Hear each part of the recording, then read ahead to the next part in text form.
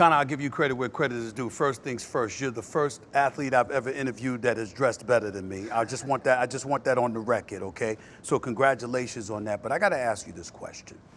As we sit here right now, just days removed from your trilogy with Dustin Poirier, why are you here?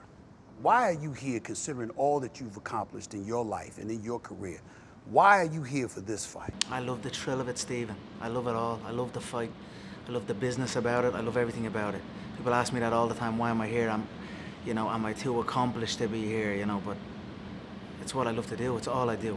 But if people are asking you that question, they obviously feel that looking at you, they believe that you may have lost something. Forget skill for a second. I'm talking about passion. You've got people questioning whether or not the passion to do this is still there for you. Where do you think they get that from? Am I the hungry lion I once was? Maybe not. It's certainly different, but I'm now the fat cat. You know what I mean? I'm the fat cat pulling all the strings around here, and that's an even more dangerous individual. So, and I'm also, cutting weight, so I am hungry. So I'm eager to get in there and prove all the people, all my doubters wrong and all my supporters correct. I do a lot of this for the fans. I love to get in and show my appreciation for the fans. Some people believe, however, that you're not as dangerous as you used to be. Yeah, well, they don't feel that way, okay? Because obviously, every time I sit in an interview, it's, oh, why are you here? You have too much money. You're too successful. You've done it all. Blah blah blah. In the last fight, I kind of bought into that. I was in the press conference and a guy was reading out a quote of mine from many years ago where I was like, talking about, I can't wait, I'm gonna put my mother in a mansion, I'm gonna, my girlfriend's gonna have a car for her every day of the week, and I was feeding into that. Wow, I did all this. I'm not even, I'm where I am. I'm grateful, I'm proud of where I am and what I've achieved, but there's a lot more left in me. I'm still very young, I'm very fresh in the game, and I'm a dangerous man, Stephen. I'm the most dangerous of them all. You know what I mean? I have 19 knockouts in my mixed martial arts career. Saturday night I will get my 20th. It'll be my 12th UFC main event. Only 32 years of age, fresh as anything. I'm ready to go. So I'm gonna prove how dangerous I am, because trust me, in the mindset I'm in, I'm really, really dangerous. This man is not. It's not going to be pretty what's going to happen to this man in here. Let's rewind the clock to the press conferences leading up to the sequel between you and Dustin Poirier. People looked at you and said, you were incredibly nice. You were nicer than anybody had ever seen Conor McGregor be towards an opponent. Why was that? I feel almost pity for some people in the game, to be honest. I had a little bit of pity for Dustin. He's been around many years. It's not a pretty game for a lot of people in this business, and I just came back and wanted to be respectful and give the dues, and that this time. It wasn't reciprocated. It was shady. It's not that I didn't know about it. It's not that I didn't know the intentions, but now the intentions are clear, and I'm going to punish him for that. How was it shady? What did he do that made you just say it was shady?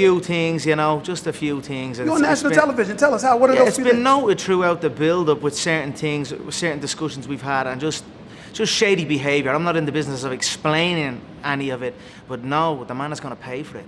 When they look at you and they saw a guy, that's the excuse in terms of Dustin Poirier, nice guy, you felt bad for him, et cetera, et cetera. But they're looking at you and they're saying, maybe you were a nice guy because, again, you're thinking about all that you Stephen, I am a nice guy. Okay. I am a nice guy. You know what I mean? It's just about not translating it into the game. You can't be nice in this business, that's for sure, no matter what. You know what I mean? You've got to be ruthless in it. I've got to stay ruthless. That's what I've been saying. In the most ruthless business of all, I am the most ruthless, and that's what it is, and that's where I am. What happened in the octagon in January? There was a lot of freebies given. There was a lot of free things given. There was weight on the scales given. There were shots in the octagon given. There was plugs and support given. There's nothing free given this time. Everything is getting took, and that's the mindset here. Is that why you lost?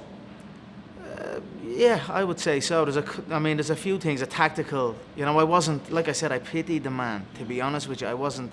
I was looking past him. I had a Manny Pacquiao camp in place, and that was 3/4 of the camp. So, I've dialed it back in. I've focused on the skills and the tactical errors and things like that. And here we are. It's been full focus on mixed martial arts practice, and I'm ready to go. They look at Conor McGregor right now. The novices, not the avid followers who know the sport. They're all backwards and novices. forwards. They're all novices okay. to me, Stephen. I'm talking about fans. I'm talking about fans. Okay, I'm not talking about the fighters, okay. but just the fans.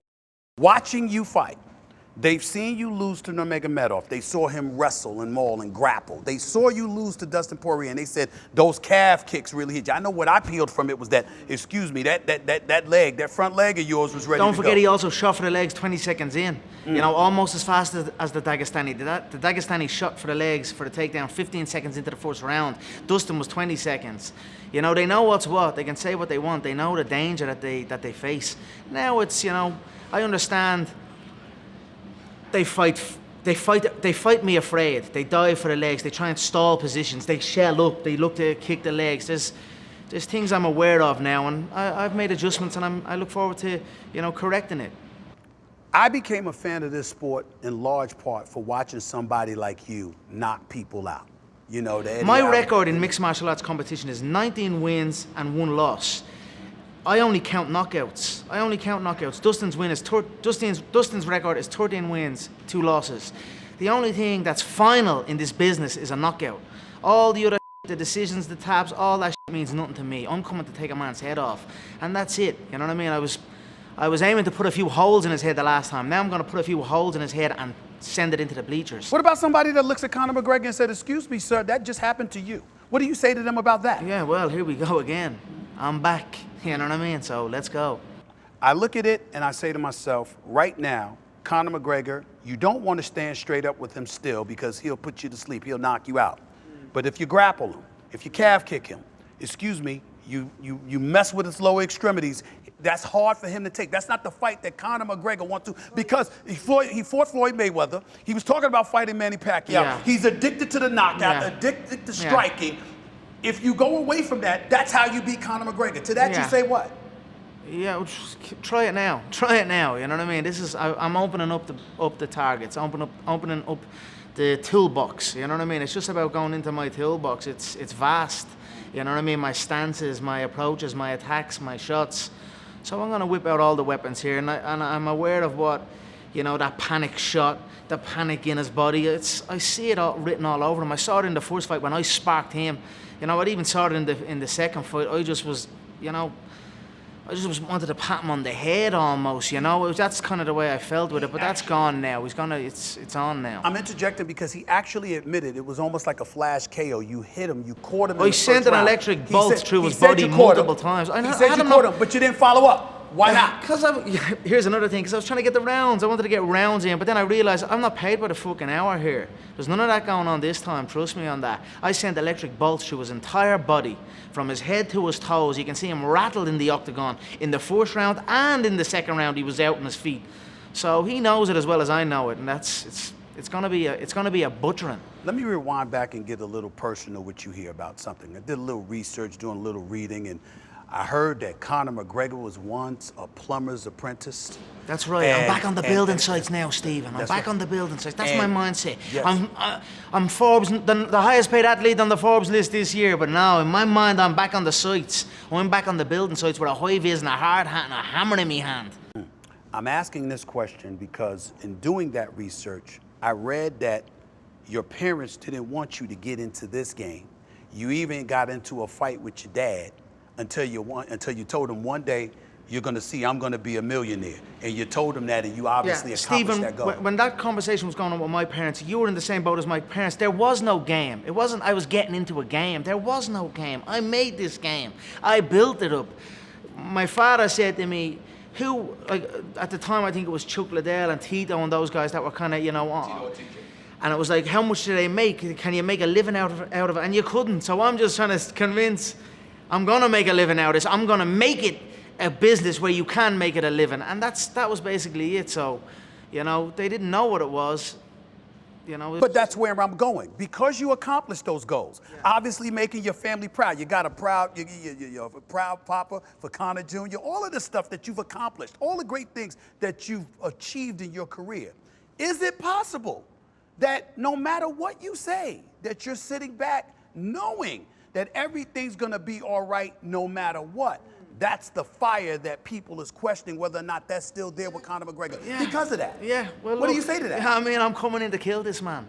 I'm coming in with with vicious intent here, murder shots. So, you know, what else can I say? That's the way it is. I don't care about nothing here. I'm coming to take this man out cold. And if you don't do it, It's does that done. mean? It's done. It's already done. Okay. So if you do it, It's done. what does that mean for your future I in the keep UFC? going. On to the next one. On to the next one. I flew in on the jet just now. We saw the Allegiant Stadium, which is a phenomenal looking stadium. I'd like to fight in that at the end of the year.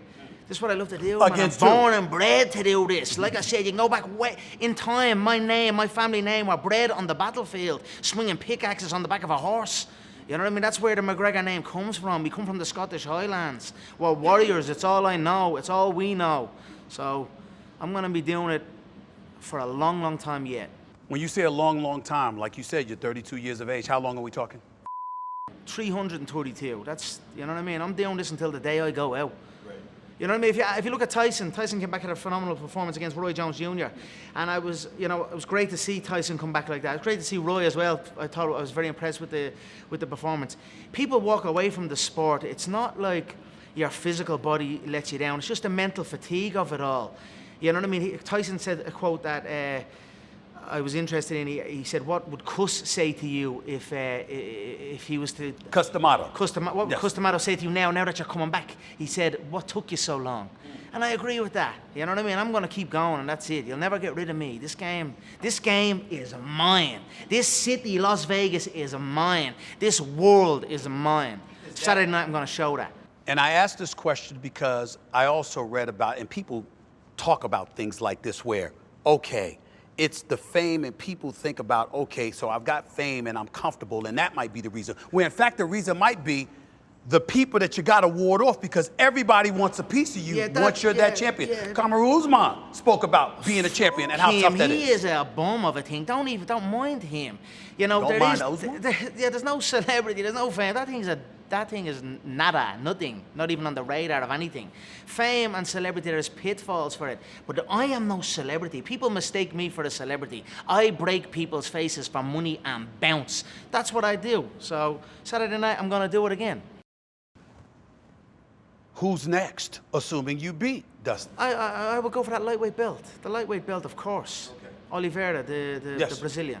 Okay. Then we'll look to replicate. We'll go back up weight divisions and whatnot. And What about Nate Diaz? A trilogy of with course, him? that's all. That has to happen. That must take place. That fight will take place. Of course. Yeah, that fight will take place. I'm thinking about that because again, I go back to you, Conor. Nurmagomedov lost. Dustin Poirier lost. Where's he gone, Bo? Where's he now? He's retired. Yeah, well, why? He went sprinting. He's gone. Shit, his jocks came fat and is riding off. He done nothing in the sport. All he done in the sport. Yeah, oh, brilliant. And what? He's never lost? He was 13-0 fighting guys with 3 wins and 6 losses. It was his father's shows. His father had the shows set up, and he was fighting bleeding guys with like 2 wins and 8 losses and all. That's his record up until he's 20-0. He has 3 fights on the trot in the UFC. Before that, that done him well. And then before that, it's nothing. It's pullouts. Couldn't make weight. You know, that's that. So, Now, the last time and we now spoke- he's gone. Okay, the last time we spoke, you said, Steven, it's hard to get fights. People are not giving me fights. People are running from me. So I haven't been able to be active, and that has a lot to do with some of the struggles that I've had in recent memory. Do you still hold that position, that that's the reason why you've been struggling? Of course, yeah, I'm on a nice little path right now. It's not so much the opponents. There is a bit of that with the opponents, of course. It's more the behind the scenes, the business aspects and things like that. You know, that's kind of what's halted it a little bit. But like I said, I'm on a great path now. We've got this trilogy. We've got big things planned for after, and I'm excited about it. Do you feel the UFC is in a good place, or does the UFC need you? You know, the UFC is in a great place. I'm very proud to have assisted in that in a major, major way. You know what I mean? I'm here for it. You know, long may it continue. I have a lot of love for the company. I've been here since the Fertitta days, and I'm here in the new age. And you know, I'm very, very honoured to be associated with the company. Of course, you know yourself, Stephen. You're sitting here in front of me. You know what I mean? Don't get Stephen A out here unless it's me. You know what I mean? You know, it's big style, and I'm very proud and honoured to be doing it. I appreciate that answer, but I did ask a direct question. Does the UFC in the year 2021 need Conor McGregor? Yeah, forever. The UFC needs me forever. Well, you can't live forever. Yeah, but I am forever. I am forever. My accomplishments are forever. My knockouts are forever. My run is forever. You know, my domination of 2 divisions is forever. And you know what's to come is going to be more forever. What if the UFC says that's true, but we need you to win? Yeah, well, we need you to win. Of course, that's Saturday night. Saturday night, you're going to see a dominant performance. Have you ever felt pressure? No. In your career, No. the way, are you feeling pressure now? No, not at all. None at all? Not at all. You think the way the last one went, I should be feeling less, or should be less confident. I'm actually more confident, to be honest with you, how it went. So I don't feel pressure. Why are you more confident? Just the way the last fight went, you know, the way I was, the way, you know, it's funny watching the way the man thinks and the way the opposite team thinks. Like it's going to be nasty in here, Stephen. It's going to be nasty in here on Saturday night. What's the difference between Conor McGregor that won in 2014 to Dustin and the Conor McGregor that lost in 2021? You know, relishing in, I'm accomplished, I've done it all, you know, I've got rid of that, you know what I mean? How did you get rid of it? Up here, just told myself, just went back in time, you know what I mean? Not even back in time, just sure I lost. It happened, you know what I mean? I'm at the losing, so that's it happening naturally, you know what I mean? Sometimes a defeat is what you need. A defeat is the secret ingredient to success. You know what I mean? So it's at the taking it out, it's at the taking those accomplishments out of my belly, and I'm hungry to get back. You know what I mean? I'm a fat cat that's hungry, and that's a dangerous, dangerous man. When you lost to Nate Diaz, you disappeared for a little while. You didn't want to do press tours or anything like that. You were focused on avenging the loss to him. Yeah. Is that the similar feeling Yes. to what you have with Dustin right now? Or is it worse? Yeah, it's more venomous. It's more venomous. Yeah, it's more venomous for sure. And Just why the way, is that? Yeah, just the way things have went. I don't know. Just, you know, another thing, I've not brought my family with me this time. You know, and that has definitely, it's hard to juggle. It's hard to go face to face and want to tear through a man and then hold your son or your daughter and give them a bottle, you know, and feed them and this type of thing. So I've stayed away from that for this one, and I've actually, I feel great. I've not switched roles almost. I've stayed in that mode that I need to be in. And, you know, even if I would say like rest days, you know, like on a rest day, when I would have rest day around my family, it's not really a rest day. I'm playing with the kids, I'm busy. My rest days have been true rest days. So then when I go again for my next round of work, I'm energized, I'm refreshed, and it's, you know, it's shown in the practice room. Was that your idea, or was it a loved one, someone close to you that suggested that's what you needed to do? Yeah, it's my idea. You know, it's not an idea. It's just it's what I'm doing, and that's the way it is. So Saturday night, when this fight is over, what will we walk away saying about Conor McGregor? The greatest of all time. What a dangerous man. Shouldn't have doubted him. The usual. You feel that you've been doubted? Yeah, of course. Do you feel that's been fair? Yeah, I don't really care about it. It's fuel to me. It's fuel to me. Are you going to be in the UFC for a long time to come, or are we going to see you boxing as well? You know, for sure I'll box again. Like, I'm back on the sites. The boxing it's not even on the radar at the minute, you know what I mean? But I will do, of course. Do you feel, obviously, fighting Floyd Money Mayweather and making the exorbitant amount of dollars that you made and well-deserved, nobody can knock you for making that decision. But as you reflect on it, Floyd didn't make me anything. I was on the Forbes list before Floyd. You That's know what I mean? Floyd, I brought Floyd out of gutter with it. You know what I mean? 'Cause Floyd, he had the Andre Berto fight before. That was like 300,000. well, I'm not going to knock you for that because Floyd Mayweather said that. He said you know what I mean? he It was was more me than that grateful to made you. Floyd, He but it went He was well, more than yeah, grateful that's to you. He told me that personally. He was more than grateful to you. But my last question to you would be Of course, this. he has a picture of me in the gaff in his house. He does. He has one to do. He does. I have no problem with Floyd. It wasn't a good look for him to face against that man in his last Logan one. Paul. It Exhibition. didn't feel right. He didn't even feel right. You could see it in him. We can go again if he wants. You know what I mean? I feel that's going to happen at some stage down the line. Last question: win by KO or just to win Saturday night? KO out on a stretcher. This man is going. Stephen, good to meet you, my man. Good to meet you. Good stuff. All right. Thank you.